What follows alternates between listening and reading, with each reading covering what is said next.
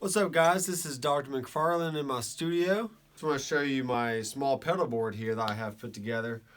And I've been trying to put together a small board for a while, and by always swapping in and out pedals and just searching for tones and whatnot. So as you can see right here, I have two pedals that are made by Midnight 30 Music. And what's special about these is this a guy off of Instagram that's from upper state New York, and he's basically he has a day job during the day, but at night he builds pedals, so hence the name Midnight 30 Music. And really cool guy, and his pedals sound great. So this one is basically you can make it either open sounding or more tube screamerish. But this is the Sonic Harmonic, and it's got two different switches on here. It basically kicks in like a whatever chip that the tube screamer is known for. It kind of kicks that one in, and then the A switch is actually makes it a little more fuzzier sounding, once you crank the gain on it a little bit. So this is a very versatile pedal. It's got volume, gain, treble, and bass.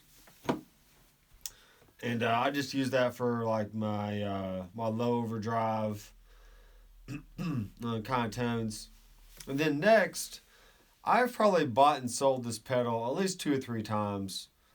Not really sure why at this point. I got it because it was small and it sounded really good on the videos. And then I would get it and play it and keep it for a while. Then I would take it off my board, or I would sell it. Then I put it back on the board, after I repurchased one.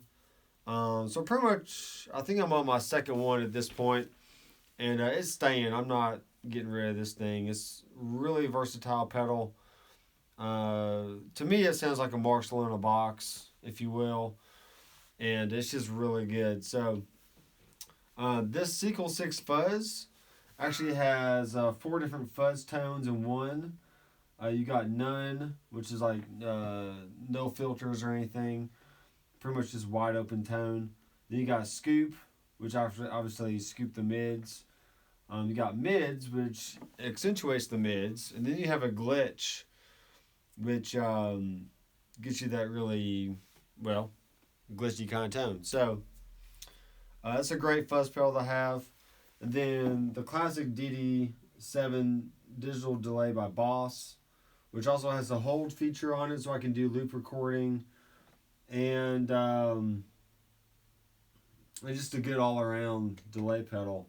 And then the TC Electronic Hall of Fame Reverb, which I've only purchased one of these, but I've taken it on and off my board over the last few years, depending on what I'm doing and whether I have, gas,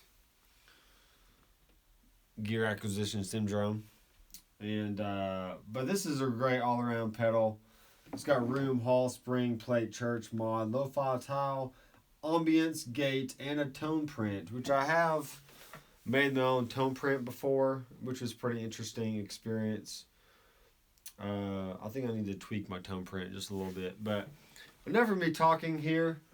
Let's play through some tones, and tonight I'm playing through my Quilter Pro Block 200, and you can see the settings right here on the screen.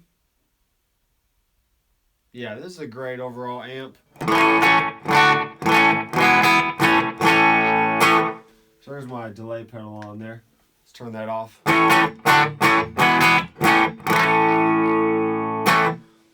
Just got a really good basic clean tone. I don't have it driven too hard.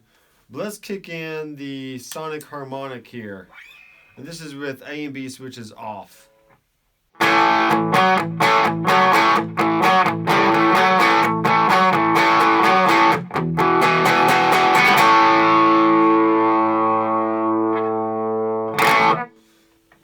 Alright, very cool. Let's crank the gain on this thing.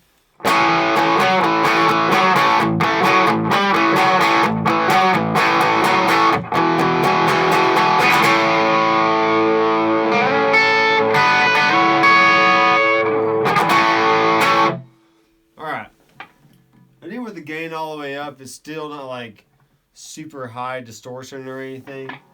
So I still consider it fairly low to medium gain pedal. And this is, like I said, is more based on the Tube Screamer.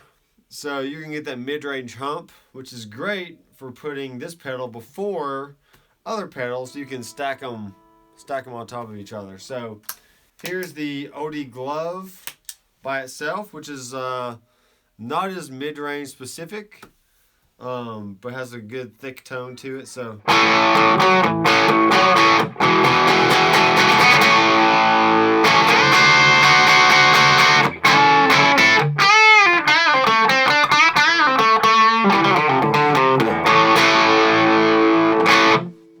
this actually has a shift switch, so which kind of takes away some of the upper mids and accentuates some of the lower mids. So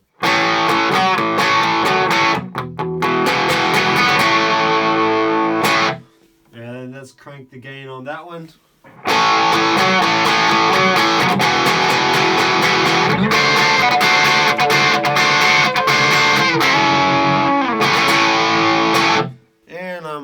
Playing in the key of A tonight. So here's the Sequel 6 Fuzz on the mids setting. The tone is at 12 o'clock, and the fuzz and volume is set pretty much neutral compared to the clean tone. So here's the Sequel 6 Fuzz.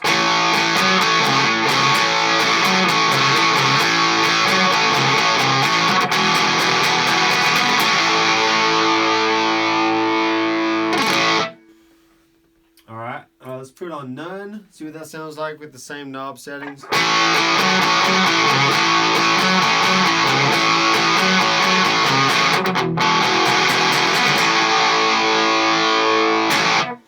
And here is Scoop.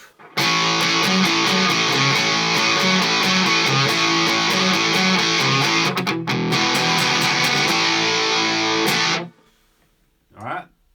And here's back to mids again.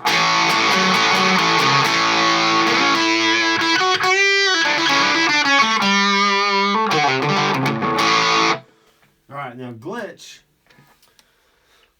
If you keep the fuzz knob in a certain range, you're not going to hear as much glitchiness. So for example, I still have the knob in the same setting, so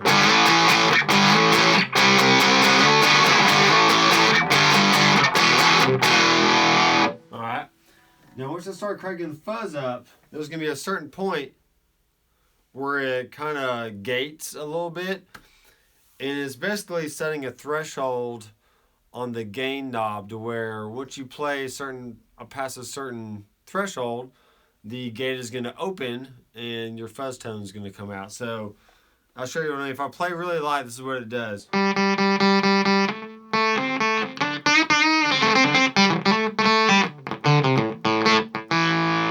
Alright, so hence the glitchy sound from it. Now, if I kick it on the neck pickup of my Epiphone Sheraton here, if you play up on the neck, you're going to get more of a Octavia kind of sound. So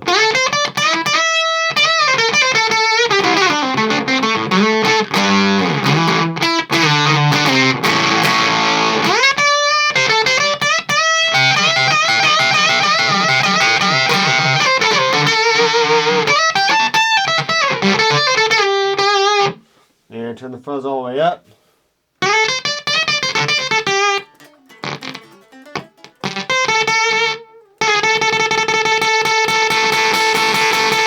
So you pretty much got to play as hard as you can in order for the tone to come through on that one with the higher settings. So I usually just keep it right where that threshold is on the glitch setting, and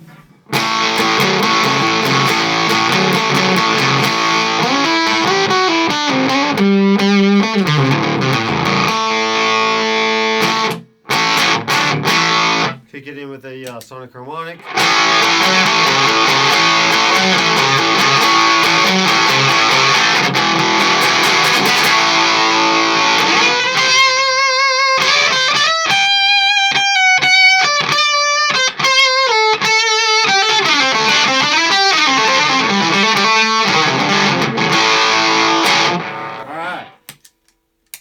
that is the Sequel 6 Fuzz by Midnight 30 Music. Onto the Boss digital delay.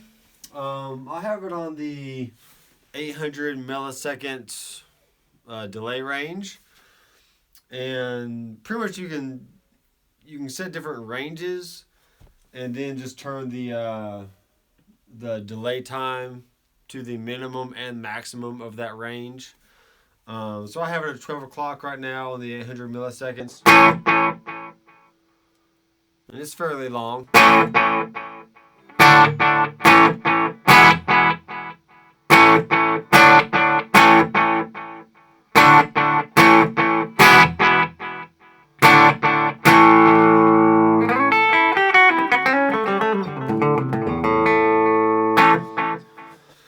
What I do like about the DD7 is that it has a tempo expression on the side of the pedal. So I do have a little tap tempo box that I'll use to tap in the tempo. But for now, if I'm doing just like a basic overall rhythm lead kind of part that doesn't have to be, like that very specific U2 type delay sound or anything like that, I just kind of set it to a good basic range and then just keep it there.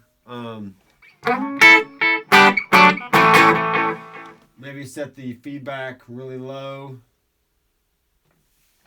That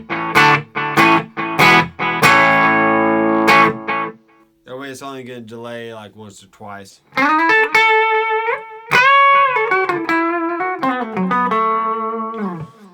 OD glove.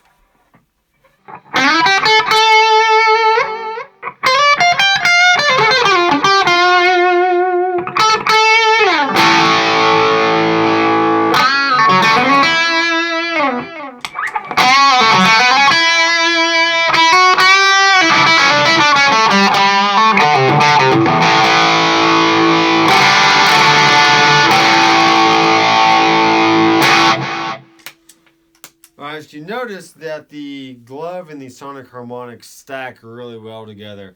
And that's the whole point of having a mid-range focused pedal before your other pedals.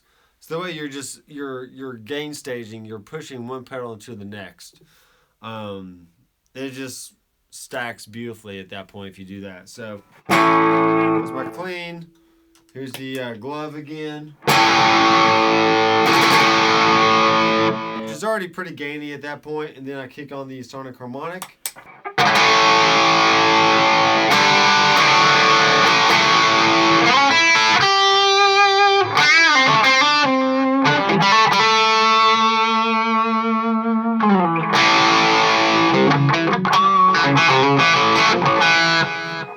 So it really helps to tighten up the mid-range and the low frequencies, and just help you cut through in a full band situation when you have those the mids accentuated. Okay. Let me keep the sonic harmonic on there. Let's check out the reverb. I have it on a spring sound right now.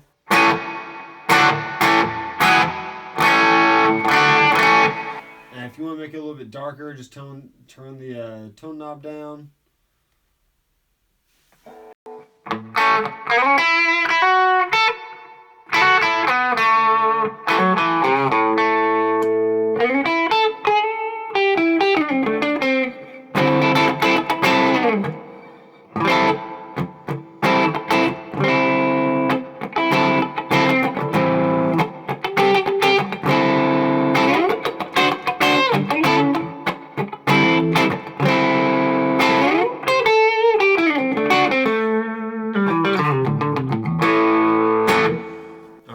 That's the spring. Let's turn on room.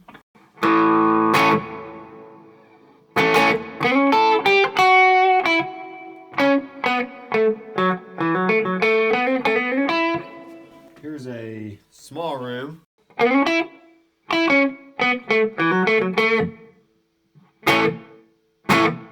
That's cool. So really when you're recording, you're really going for like a certain ambience with a guitar tone.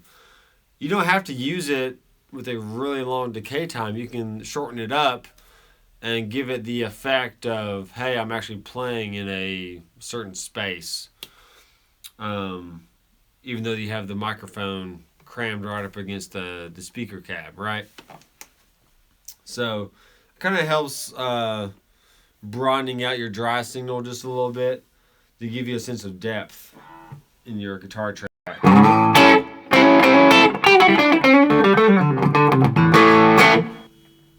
Alright, let's make it a little bit longer.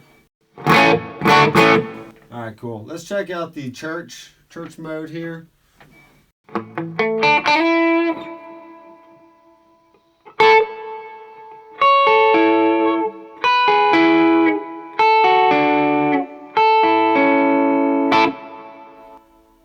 That church mode just has a really long tail on it. It sounds really good. Let's go with the ambience. I like this one too. I like turning the decay all the way up because this ambience is a little bit shorter than even the room mode is. So.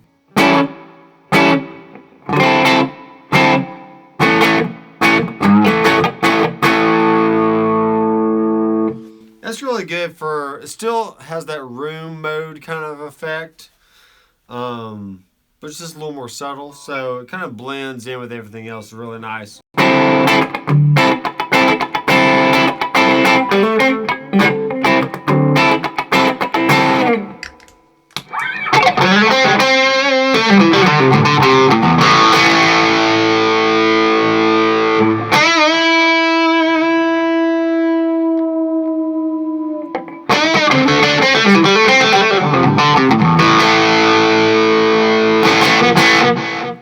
Cool.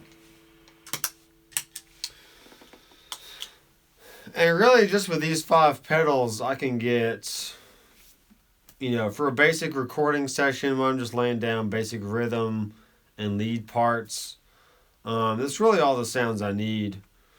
And, because the Sequel 6 Fuzz kind of gives you that Dave Gilmour-ish kind of soaring like lead tone that he always would used to get.